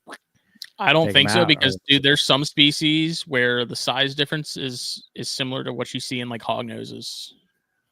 Like there's a couple species. Well, that's what I mean. Like, is it more common species in particular where the male is absolutely tiny and the female is like massive?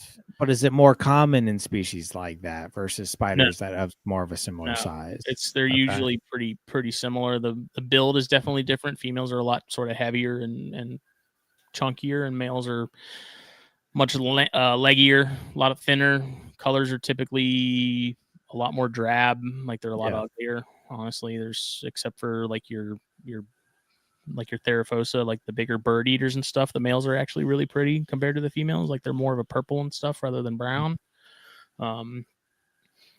So for the most part, they're size wise they're pretty similar, but there are a couple species where the males are hilariously smaller than the females, and it's like, you're supposed to make it out of this alive. Like you're the size of the damn cricket she eats, dude. Like what are you doing? Yeah, that would yeah, that would freak me out, man. I don't know. That's wild though. Pretty cool. It is neat, dude. They're fun. You need some. No. What was cool? I mean, I say cool. Not cool, but it was. So for work yesterday, we went to a nature-based plant exchange thing. Oh, was that yesterday? Yeah, it was yesterday, and it was at Gabe's work. And Gabe ended up doing a nature walk with the group, So I was like, haha, he's my best friend, blah blah. And so it was cool, walking around with him, getting to see him do his job. And we saw a golden orb weaver, or a banana spider, as we call them. And I was always under the impression that those were pretty like, if you fuck with them, they're gonna bite you. They're not gonna. It's not gonna end you, obviously, but like it's not gonna feel great. Gabe walked right up and was like, "Oh, look at this!" And he just grabbed the thing by the web, or grabbed the web with the spider, and he just let it crawl all over him. And I was like, "Holy shit!" Like I thought they were a little bit more, I don't know, territorial than that. Like, he picked the thing right up and was playing with it and told the group about it and blah blah blah. And I was like, "Oh No, shit, man, I think the sensory abilities of those things, just on the front of like touch and things like that, like they can tell pretty much immediately that you're not food. yeah." Like some of the tarantulas is a little different. Like if you're putting your fingers near the burrows and you're going like this or something, like Yeah, you're probably gonna get bit. But for the most part, if they're if you're handling them and they're walking on you, like they know you're a big yeah. thing. They're And that's what he said. He was like, they're really only going to bite if you apply pressure to them. Pretty much all of them, you have to apply some type of pressure and then they'll bite you. But I don't know. I thought it was neat. I always thought those were like, they're great spiders. I love them. I love having them around the house. I've got a shit ton of them around. they're really here. cool. And I don't know. I always thought like if you messed with them, they'd bite you. But now I kind of want to go play with one. Because I love those things, dude. I freaking love the golden orbs, man. Like, such a cool spider. We've got a couple species of orb weaver that are pretty cool. I really want trapdoors, man. I've always wondered, like, if you took one of those golden orbs and like put it in one of those massive exoterras that's like 3 feet long and 3 feet tall or whatever, like if you put one in there, if it would actually like thrive. I don't know. They don't have a very long lifespan. Oh, really? Yeah, they don't live very long. Widows are the same way. Like widows, I think female widows live, a year, maybe 2 on the long end. Really? Yeah. Huh. Yeah, for some reason, I don't know what it is. Maybe it's a metabolism thing. Maybe it's like chameleons, where it's like their job is to kind of bang and fizzle, like pop rocks kind of thing. Show up, do your job, leave, repeat, make more. But yeah, lifespan on those isn't very long. What about the recluse species? Does anybody keep? Oh yeah. Those? Really? Yeah, I think Dustin had some. He's in the chat. I don't know if he still does, but I know Dustin had some widows. I know he talked about that before. Widows are fun though. Widows, I've kept some widows and stuff in the past, and they're really interesting, especially if you. It's not good to really give them huge meals, but like you give them like a decent sized cockroach that's like body weight probably 2 or 3 times the size of that spider, and watching them do their thing, just like methodically getting it. They basically like hog tie it and then like almost crucify it. And then it's really cool, man. That's insane. You gotta see it. It's to see one take down a big roach that could, is clearly much more powerful and has on paper has everything against them, and just get dismantled without really a whole lot of effort is pretty wild. Dustin said he doesn't now, but he had a colony for a little bit. Just one juvie widow now. That's crazy, man. I don't know. I don't think that's ever gonna. I don't think that's a bug that's ever gonna bite me. I'm not. Pun intended. Yeah. I don't know. Spiders just like they're cool at everybody else's house. That's how I felt about them for the longest time, man. You had spiders years ago, dude. You've always had spiders. Before I had spiders. You've always loved spiders. Not always. There was a point where I was like, I'm not crazy about them. Don't want them on me, that's for sure. I mean, I still really don't handle any of mine or play with them, because half of what I have, I don't want to get bit by, just because it would suck. But I kept that first one, and after a while, I was like, these are actually really freaking cool, and then just kind of went down that rabbit hole. No parachute, just jumped right in. Scorpions too. Scorpions are cool. Hopefully, I'm producing some of those soon because I put 2 pairs together of my my Central American barks. I would get a larger species of scorpion way before I got a spider. I can tell you that.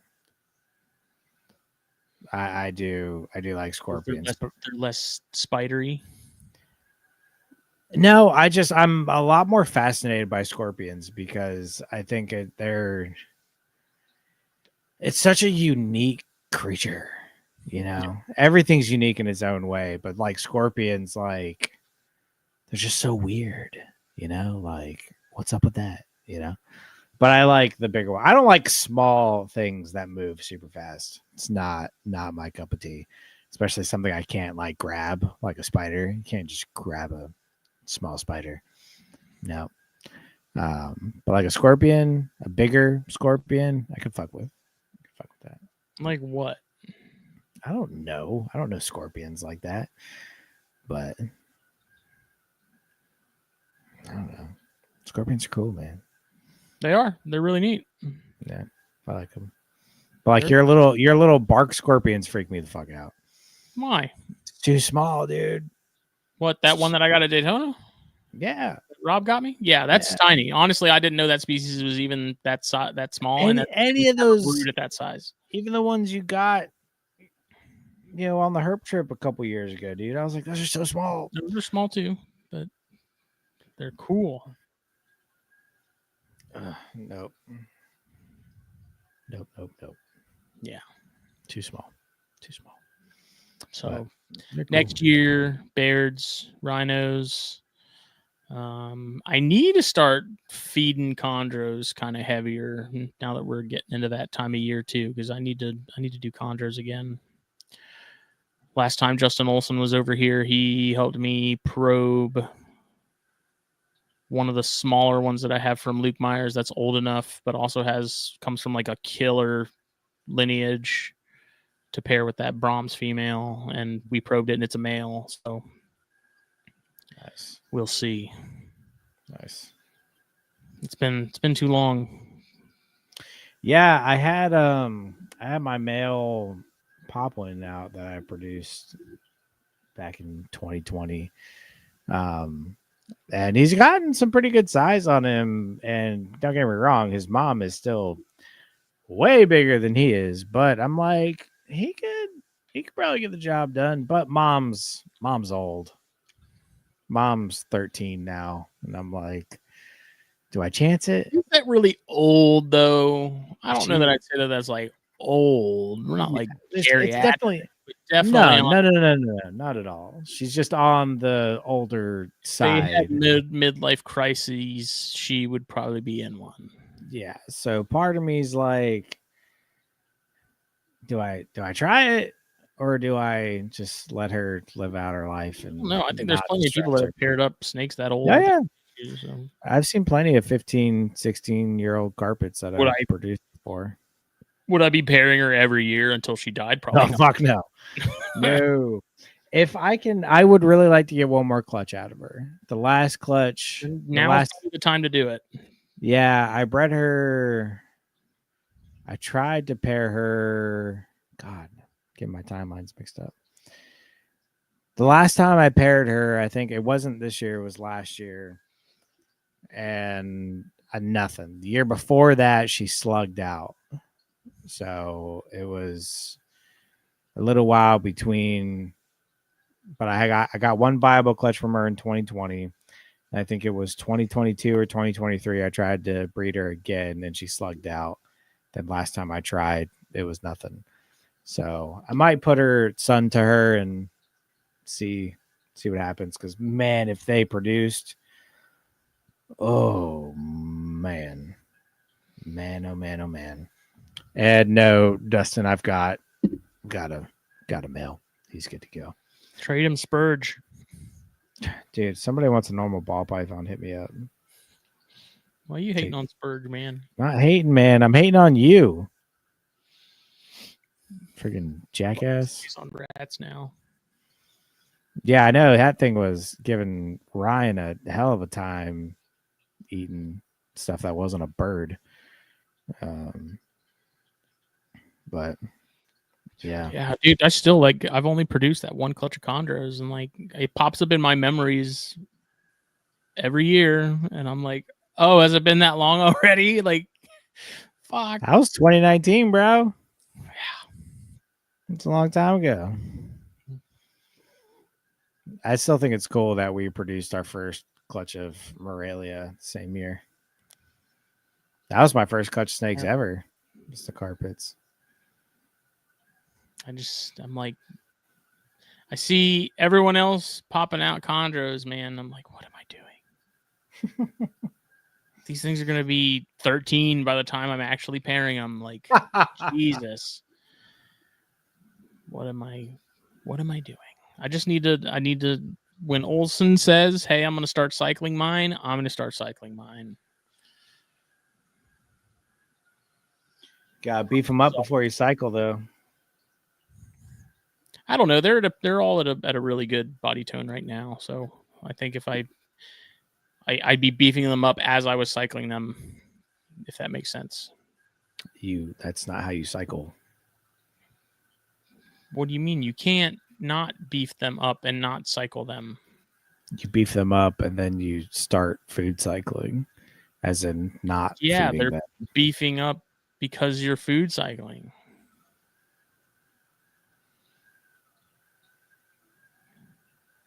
No, you're supposed you cut them off of food.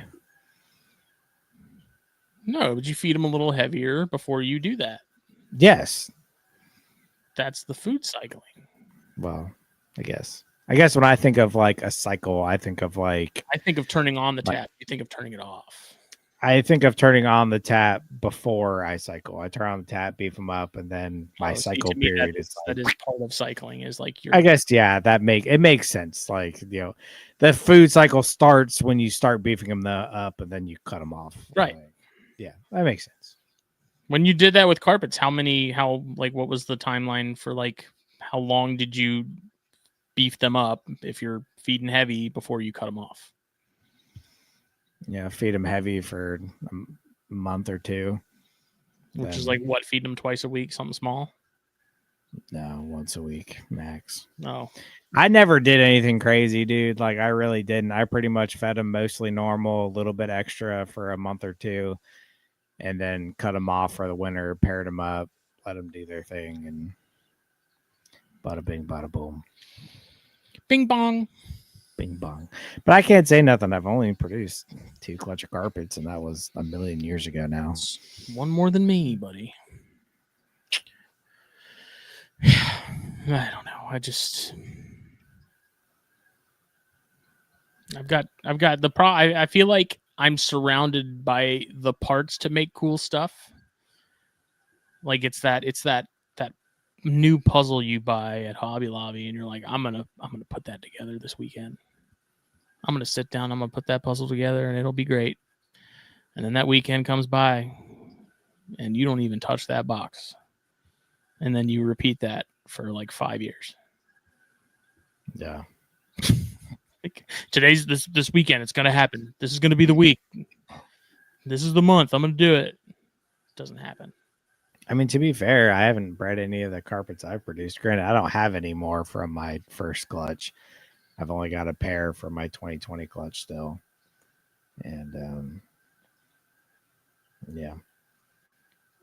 I'm watching like a cellar spider go ham on a gnat right now under my desk. A what? Like a cellar spider. Really long, weird looking things. Ugh. I just saw it wrap up a gnat or some sort of small fly. Nice. Yeah, I don't know. I'm pretty excited for next year. It's gonna be a good year. Gonna try my hand at carpets again. Are you not gonna be able to do Barons until 27? Yeah, I'm not gonna do them. Definitely not gonna pair them this year. Although I would be pretty close. They're 2022s, so they're gonna be 4 this year. I think I'm gonna wait till the year after, and give them a go then. But again, that's one of the species I'm not in a. As much as I want to produce them, It's not a species I want to rush because I don't know. Just I don't want to fuck my female up. So I'd rather make sure she's nice and big and mature, and then I'll. But they're getting big, man. They're growing quick. Every time I come over, dude, they're like exponentially larger than they were the last time I saw them. Yeah, they're awesome. I love those things, man. God, they're cool. They're awesome. I really, really like the Barons, and I'm super stoked to get a clutch of those. You let them roam around the room while you clean their tubs? No, I do that with the rhinos sometimes. Yeah, because I'll put them on the door, like because the door's open. I'll put them on the top of the door. I used to do with the Brettles too, where they could just sit there and watch me while I was doing my thing, and they'd just hanging out. I put some stuff on my chair, like if I just want them to chill while I clean their tub, like I'll put them on the chair, let them roam around on the chair, but I don't leave the Barons unattended at all. Hard no. I feel like the rhinos do actually enjoy like just getting to roam a little bit. Yeah. You know, one thing that works really well, and I know I've said this before, but if you want something to let your snake really crawl around on while you're doing it, go get you one of them wooden drying racks and set that sucker up in your room. Snakes go crazy on those things, man. Like the jungle gym. Yeah, they work great. I used to. My mom had one when I was younger and living over there with snakes. I confiscated it and I started putting all my carpets on it while I cleaned their cages. And it was funny how some of them would just go like straight to the ground, like nope, fuck you, and then others would stay at the top, go around, and do whatever they wanted. These things work great, man. I would really like to, if I had it my way, I would like set up like an actual like thing like with ropes and shit on like a wall and like just put one at the top and be like meander while I do this, especially for the rat snakes, dude. They'd love that. But I don't know. I need more space. Don't we all?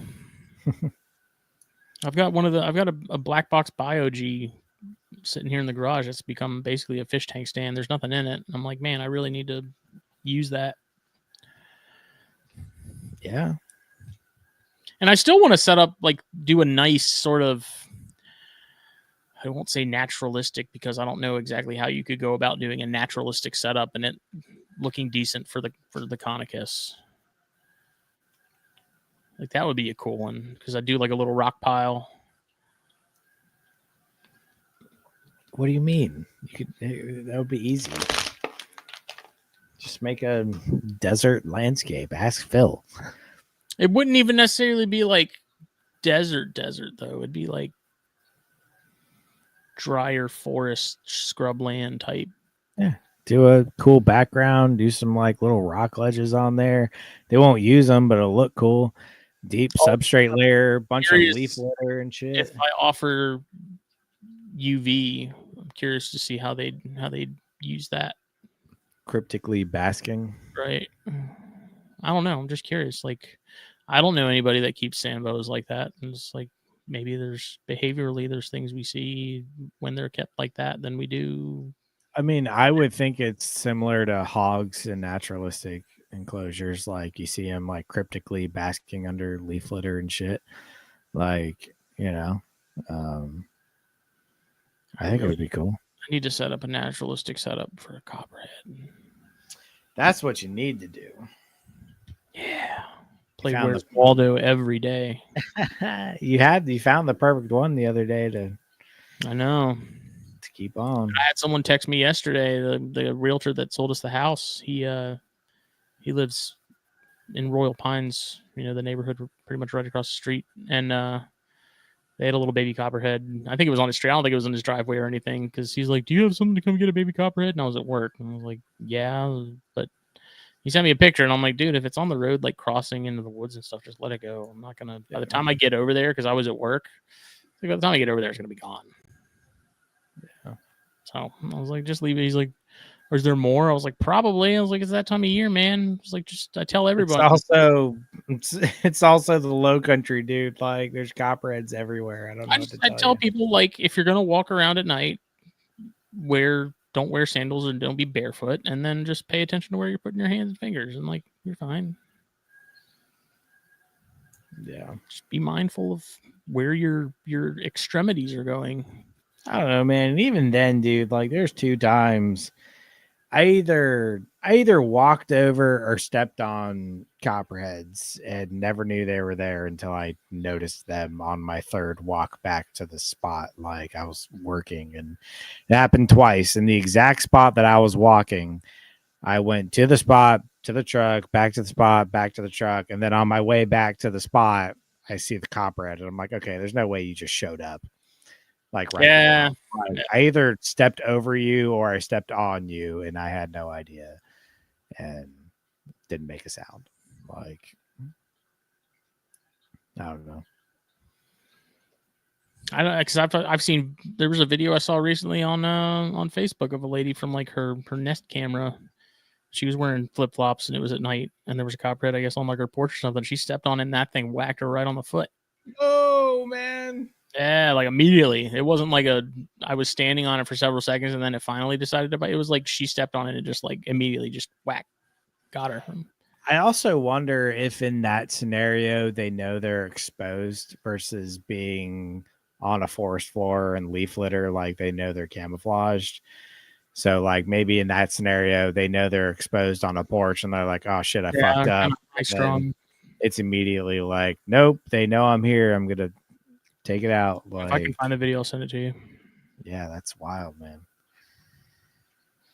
I will say it's funny. You see the reel the other day?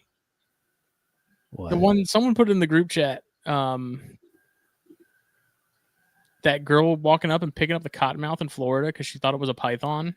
Yeah. Oh wait, no. I saw one of some lady that like didn't know what it was, and she just picked it up, and it was. She picked it up. She's like, "Oh, that's not a boa." Like as it bites her. Oh no, no. This one, like the lady didn't get bit. She just picked it up and was like, "Oh, it's great," blah blah blah, and just put it down. It's like fuck. Yeah, she was doing, I guess, the python hunting thing that they had. Which, I mean, surprise, surprise, people go doing that, not even being able to identify the snake they're looking for. That's crazy. I'll have to find that reel too, because she got whacked good. Because she sent pictures from the hospital, of course, and her freaking hands look like balloons, and yeah, it's dumb. She's like, "Wait, that's not a boa," and I'm like, "How are you getting bit and it not like notice that something immediately is wrong?" And you're also saying it's not a boa. Bet you weren't even looking for boas. Maybe she said python. I don't know. But not only were you wrong, you were double wrong. Like, Jesus. People are goofy, dude. Yeah. Can we talk about that cottonmouth we found the other night, though? Yeah. Good. Googly moogly, dude. That thing was huge. That sucker was serious. A fucking beef bust, dude. Like, my surprisingly God. fast too. When those things want to move, man. Yeah. When they want to boogie. That was probably the biggest cottonmouth I've ever seen. Like, naturally, like not in captivity. Mm-hmm. And that thing was not struggling. It wasn't a skinny big. It was just freaking big. It was massive. Like, that thing was every bit of pushing 4 foot and about as big around as my wrist. Like, me and Smitty saw that thing from way back. The lights didn't even hit it yet. And he was like, "What is that?" I got excited thinking it was a timber or cane brake. Yeah. That was cool. I was really stoked for that, man. I haven't, Lord. Like I said, I've never seen one that big. We got out of the car and it just kind of sat there like, "What's up, guys?" Like didn't coil up, didn't gape, nothing. Just kind of sat there. And was like, and then it started running. Yeah, it started running. It was and like, I got it with the hook, and it was like, "Oh fuck!" It chased us. Yeah, that was the story I was going to tell. There was one time. There's only been one scenario in my entire life to where I was like, okay, I see why people think these things might be chasing them. How it can be interpreted as, yeah. Yeah, I was working and I was getting ready to leave this neighborhood, but I really had to pee, and I was like, man, I'm gonna go over at the end of this road where there was no houses being built, and I was like, I'm gonna take a leak real quick in the woods. Popped into the woods and went to go start peeing, and all of a sudden I see this copperhead. It's probably 4 feet in front of me, and I was like, oh, sorry, dude, I was about to piss on you. And I went to go take a step to get a closer look at it. This thing like projectile towards me. You know how copperheads, like, if they'll almost do like a weird jump, like, if you startle them. Mm-hmm. This thing like projectile towards me, hit the ground, turned, and Like that little ribbon snake the other night too, where yeah, it like does a little like little ribbon jump. yeah. And so that's what it did. And I'm not gonna lie, it startled me. I was like, oh shit, like, what are you doing? Like, but it hit the ground and went the other way. That was the only time I was like, dang, I see how somebody who doesn't know better would think that thing was coming after them. Like, I get it. Like, but It's just, dude, it's so funny. Anytime someone's like, yeah, I got chased by one of those, I was like, I'm like, no, you didn't. And they're like, they double down. They're like, yes, I did. oh yeah. Yes, I was. And I'm like, no, Yeah. you weren't. That was what I think I told you this when we were herping the other night. I did I had a wetlands ecology class when I was in college, and we had to do a presentation on something that lived in the wetlands, whether it be a type of plant or a fungus or an animal. And of course, I did mine on cottonmouths. And I started my presentation by like, all right, because I went to a backwoods redneck college, and I started my presentation with like, all right, how many people here have a story from either your experience or relative experience of being chased by a cottonmouth? Every single hand in the room shot up. And I was like, you're all wrong. That didn't happen. And there's a couple guys that are like, no, my grandpa said blah, blah, blah, blah, blah. And I was like, all right, calm down. Like, not calling anybody a liar, just calling them stupid. And it's just funny how, like, especially in the Southeast, man, everybody's got a story of a copperhead or cottonmouth chasing them. Everybody. But let me see. I got a Rosa says he has one sad, one dumb, and one really dumb story to tell. Let's hear it. So I'll have him hop on here real quick. Oh, he's gonna get on. Yeah, and then we can close her out. Yeah, we'll wrap it up. Little cameo from Rosa, dude. Yes. I love me some Joe, man. God, I love Rosa. Rosa's Rose. He should be a winemaker. It's my dog, man. Mr. Pink. Hi, guys. Senior Pink. All right. Sad thing first. There's the good local pet shop is super suffering right now because somebody decided that they're going to repair a fucking bridge, which is cutting off half of their traffic to it. So, fuck. If anybody is in Santa Cruz, go to that pet shop. Help them. They need. What pet shop is it? It is called Pet Shop Santa Cruz. I was supposed to have a link for a GoFundMe for them, but the guy that made the GoFundMe didn't make it right, so I don't have a link for it. The dumb story is while I was at work today, trying to tell a story about Daytona and all of the grab ass that was happening, I went back to demonstrate one of the slaps I received, wasn't paying attention, fucking racked my thumb against the stainless steel sink to the point where it actually split my knuckle open in two different places. I had to come home and cut skin flaps off of my knuckle. Oh, no. And then the third one, and then I have to jump off really quick, is I decided to make a cake tonight, an experimental cake. Never made this cake before. All I right, don't know how fucking long this cake is going to take. So as soon as I put this cake in the oven, I'm doing a few other things. I look over, I've got 4 minutes left, and then something in my gut drops.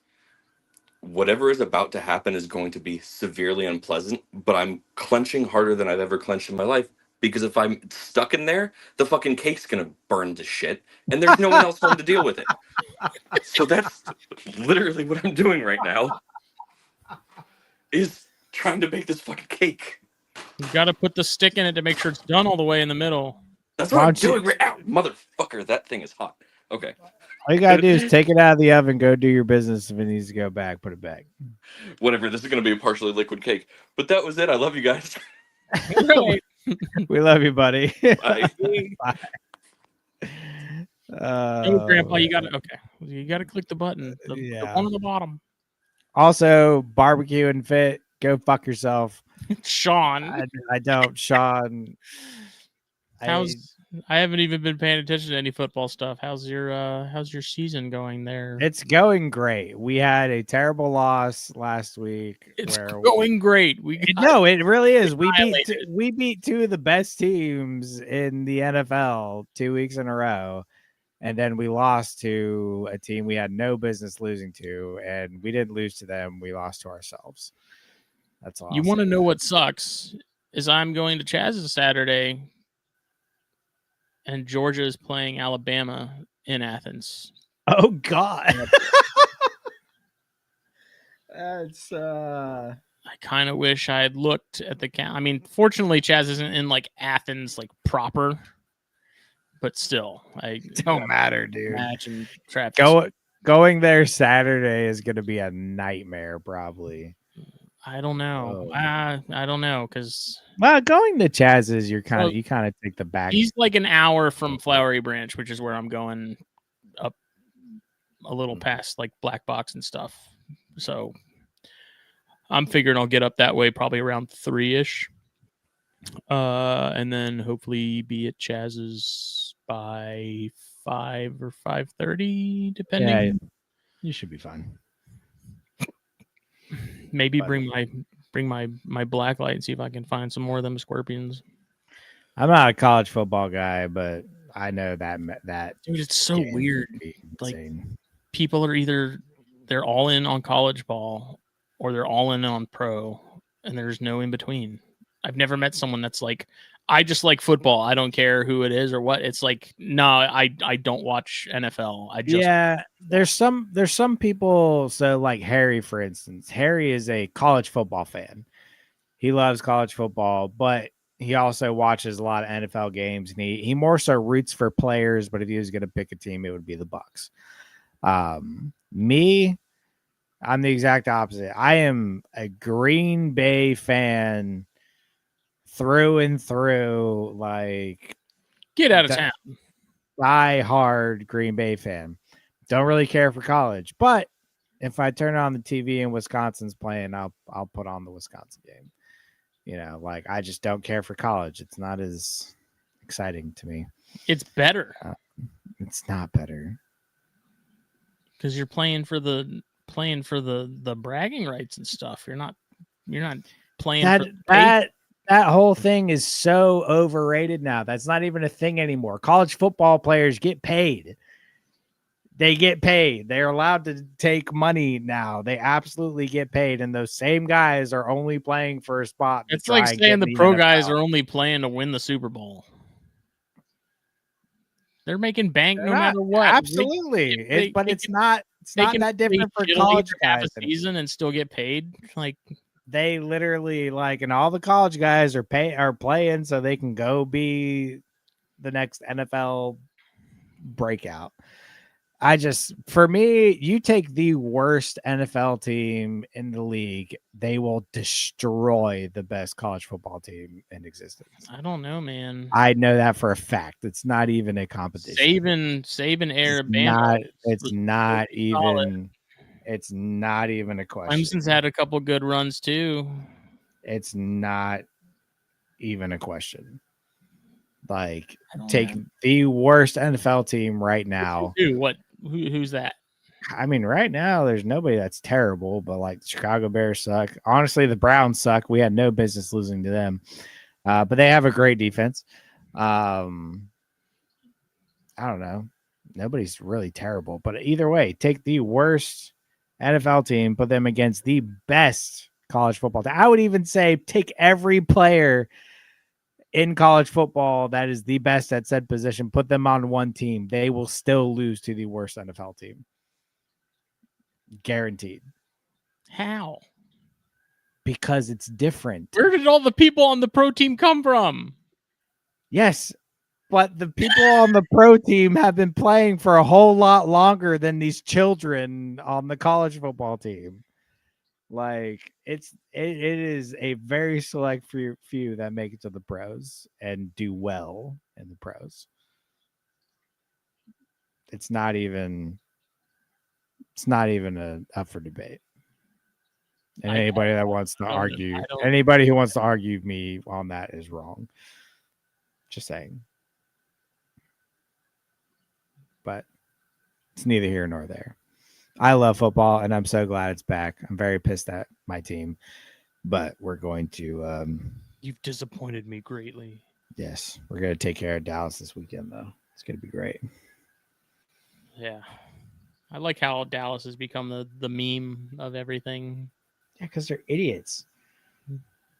Jerry Jones. I don't know what Jerry Jones is doing. I mean, does it really matter? Isn't he like 1,000,000 years old? Exactly. Honestly, I love Jerry Jones. Now we got if you're damn near he's got to be like what in his 80s. Something. He's got to be there. If you're doing anything in your 80s, it's just surviving. No, bro's old, and he's the owner. He's the owner, the GM, and the president. Like he doesn't want nobody touching his football team. And it shows. And I'm happy for it, dude. We got Green Bay got one of the best pass rushers in the NFL, if not the best pass rusher in the NFL, from Dallas for a steal. And the way it's looking, the picks they got from us are going to be very late picks, anyways. So totally. I love football. You should come over for some Green Bay games, Smitty. Come over, hang out, have some drinks with the boys. I'll watch hockey. I love hockey, but I would prefer to go to a hockey game than watch it on TV. We go to Ghost Pirates games sometimes in Savannah. I love hockey, dude. Yeah. Love hockey. Sean, if you're a Bears fan, we're actually going to not be friends. I hope you know that. Like, do not tell me you're a Bears fan. Good Lord. Like, don't you wear those colors on this block, Sean. Dude, when I found out Andy Middleton was a Bears fan, I was like, bro, what are we doing? You're dead to me. What are we doing? No, I love Andy. In all seriousness, I can't be that mad because we've owned the Bears for like 40 years. So, whatever. It's fine.